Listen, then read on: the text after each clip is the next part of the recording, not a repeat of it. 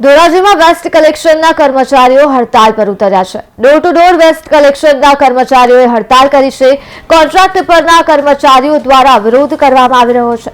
Contractor દ્વારા પગાર ચૂકવવામાં ન આવતા આ વિરોધ કરવામાં આવી રહ્યો છે। તો પાલિકા ખાતે કોન્ટ્રાક્ટર વિરુદ્ધ સૂત્રોચ્ચાર કરાયા અને છેલ્લા 3 મહિનાથી પગાર ન ચૂકવ્યો હોવાનો આક્ષેપ કરાઈ રહ્યો છે।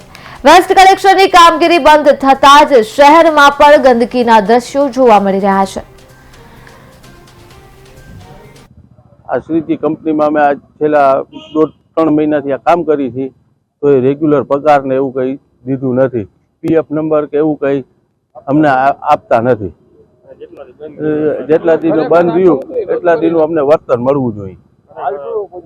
હાલ હડતાલ અને અવારનવાર હડતાલ થાય છે નગરપાલિકાની, કેમ કે એ લોકોને પગાર આપવામાં આવતું નથી અને જે એજન્સી જોડે આ લોકોનું કોન્ટ્રાક્ટ છે તે તેમનું જે કંઈ છે તે પૂરું પાડી નથી શકતી, તો તેને રદ કરવું જોઈએ।